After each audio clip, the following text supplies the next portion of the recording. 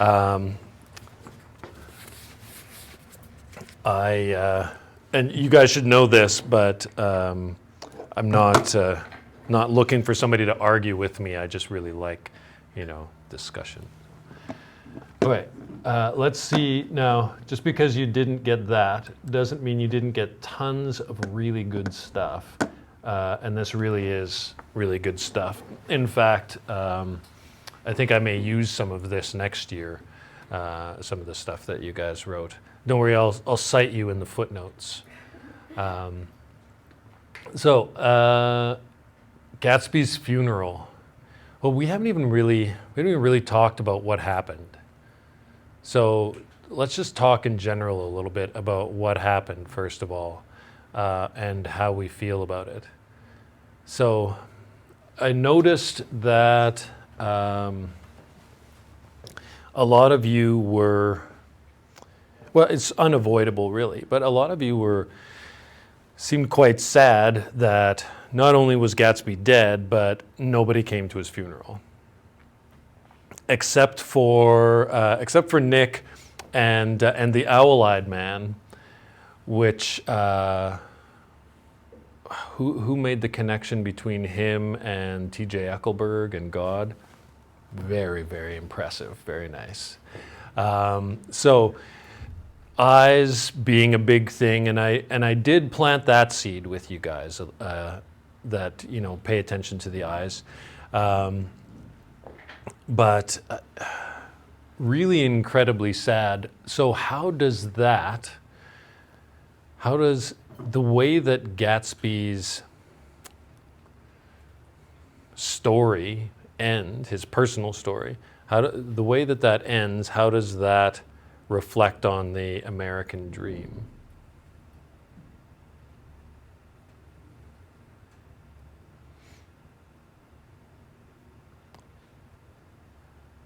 Is it worth noting, and when I say something like that, usually I'm suggesting that it is worth noting, who killed him?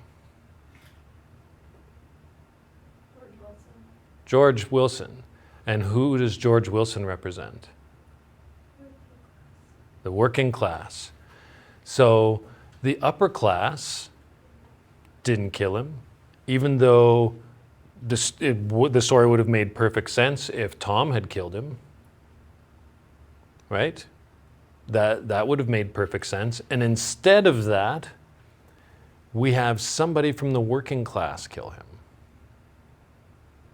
Through like a sort of a complicated twist with the car and who was driving and like all of that complicated stuff came together.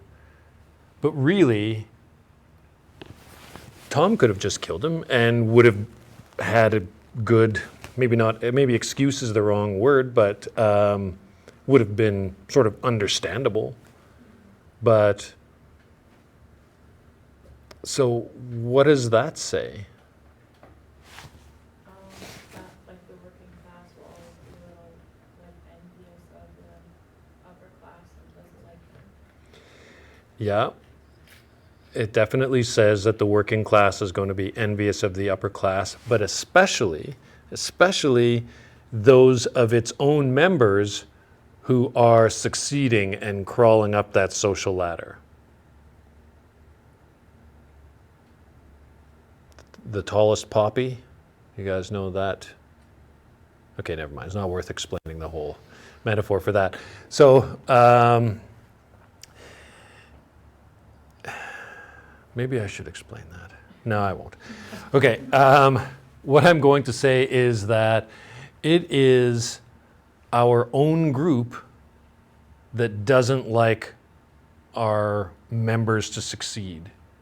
The people who are at the top, the aristocrats, even though they're not technically aristocrats anymore, but the East Egg people, the super wealthy, they don't need to care if Kaylee succeeds. They don't need to care. It doesn't bother them in the least if she makes a whole bunch of money selling illegal alcohol and throwing big parties and stuff. But they don't care about that. Who gets jealous of that? Jesslyn does. Jesselyn gets jealous of that. Does this make sense to you guys? So it makes me, the more you think about stuff like that, the more you think, wow, it's so weird that George is the one that killed Gatsby, and yet, from the symbolic perspective, it makes perfect sense. Okay, but like, I just thought of this. So the entire reason that George kills Gatsby is because Tom tells him that Gatsby was the one who ran over Myrtle. So, like, when you take all the metaphorical stuff, like, into account, is F. Scott Fitzgerald suggesting that, like, all, like, lower class revolutions happen because the upper class manipulated them?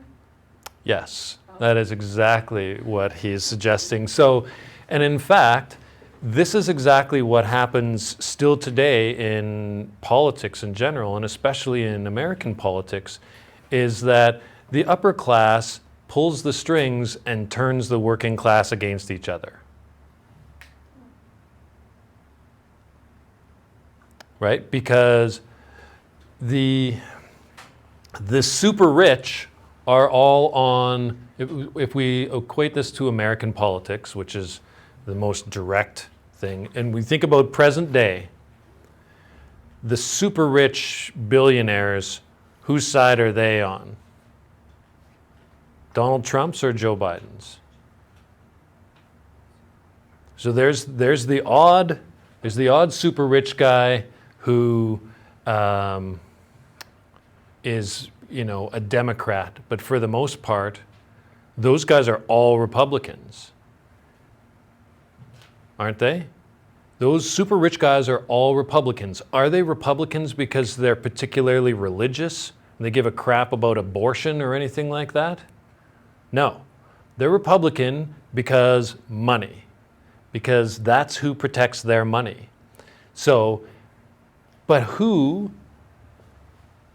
if they're only 1% of the population, how do they get enough votes to protect their money? You get the poor people divided, and then you take the less educated part of those people and put them on your side by telling them you care about, you know, family values or whatever stupid crap they say. You tell them you care about family values. The rich people don't care about that. But it's an easy way for them to get the votes they need to protect their money. And that's what's been going on in American politics, at least since the 1970s. And it has been, and this is high-level stuff for high school students to grapple with. But it has been noticed since Richard Nixon, the late 60s and early 70s, that what the Republican Party did was they built a coalition between the super religious people and the gun nuts, and they used those two because the super religious and the gun nuts care deeply about their very specific issues, and they will vote specifically for those things. Everybody else has different interests, like a variety of different issues that they might vote on. But if you can get those two groups on your side, then you've got a consistent base that is going to vote for you 100% of the time, no matter what. Right? And that is exactly what they did, and that is what has happened. So no matter what Donald Trump does, the gun nuts and the super religious are voting for him 100% of the time. And he doesn't give a crap about guns, and he doesn't give a crap about religion. And it's pretty obvious that he doesn't if you pay any attention, but it doesn't matter. It does not matter. We've ranged a bit away from Gatsby, but this is part of the point I wanted to make is Gatsby's making a bit of a resurgence in popularity. And in fact, and I didn't even plan this, there was an article published, I'm going to give it to you, an article published last week about how a quote from the Great Gatsby has been, was trending on Twitter and stuff in the context of American politics like right now. And I could not have planned this better. It certainly, you know, I don't expect to give you guys a novel to read from the 1920s and expect that it's going to be current up for 100 years later, but it's worked out rather well. So I'll let you guys look at that. Okay.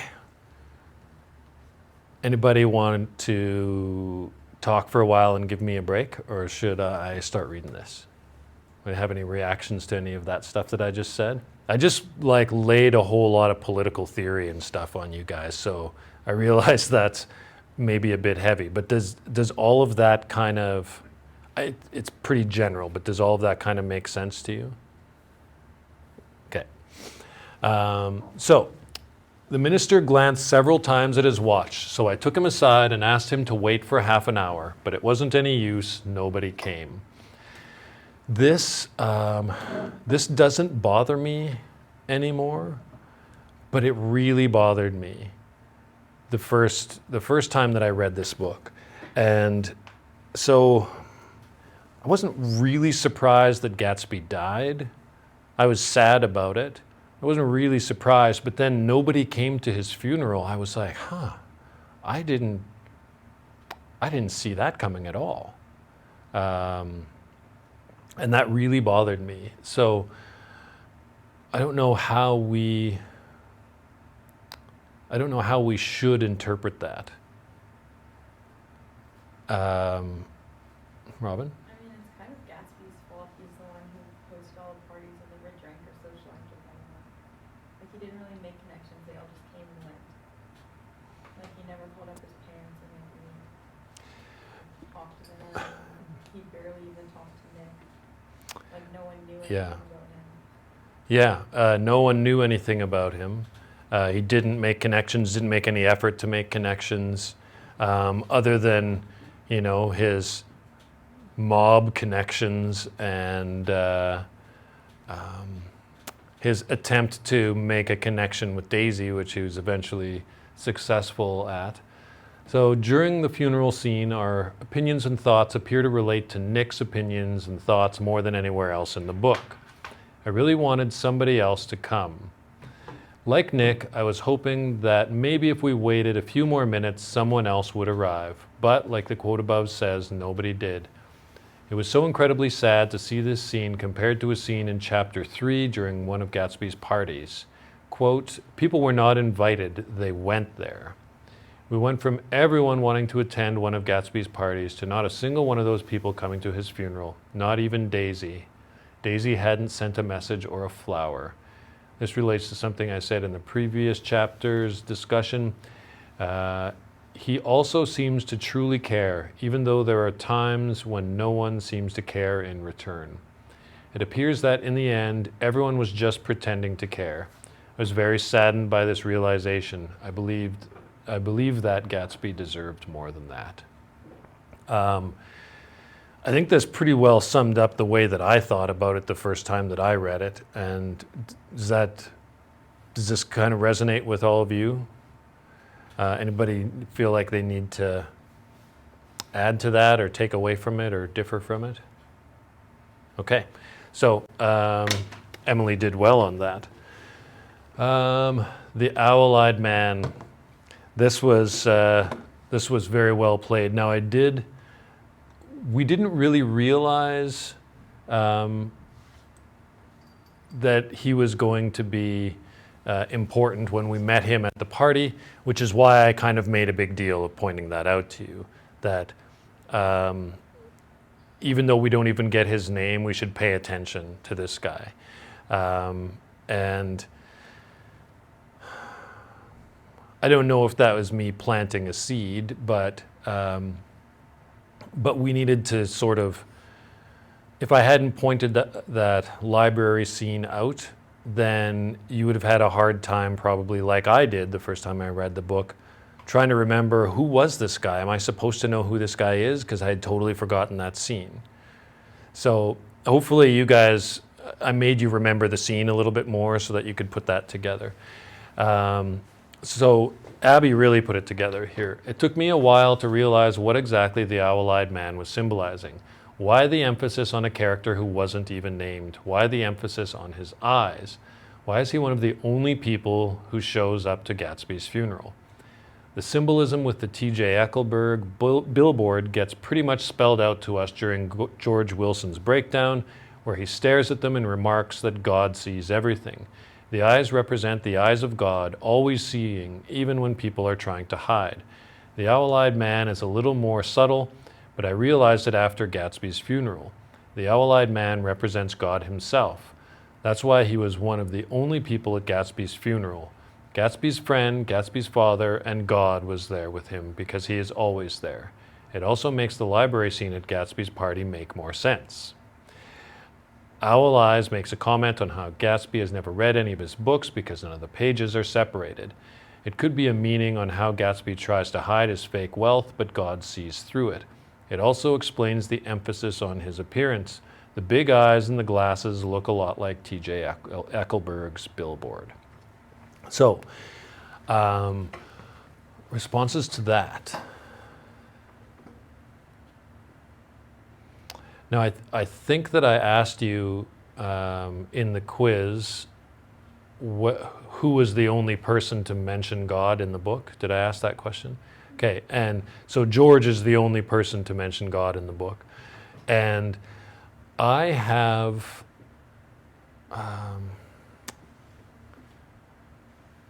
I've gone sort of back and forth on this in my own mind. Is this something that is really intentional on the part of F. Scott Fitzgerald? That it is the guy who is representing the common man, the working class. We're told how Tom says that he's so stupid he doesn't know he's alive, which maybe he is kind of dumb, but we're not sure about that. We do find out that he knows more than Tom thought he did, right? He knew about the affair, so he's not that dumb. But we know that through that comment, when we start to put together these big picture symbols, this is exactly saying that the poor people are so dumb that we have no respect for their intelligence. We're just going to spend money to buy their votes, and it's going to work, and then that's going to therefore make us more money. And it does work. So I don't know if Fitzgerald is saying that religion is only for the poor, or it's for the uneducated, or if he's saying that rich people are unworthy. I don't know. I don't know what he's implying there. And I like the fact that I don't know, because it makes me think, which is what good literature should do. So it's definitely significant that George is the only one who mentions God, but in what sense that is significant is up to us to interpret a little bit, I think. Is that, you guys with me on that? Okay.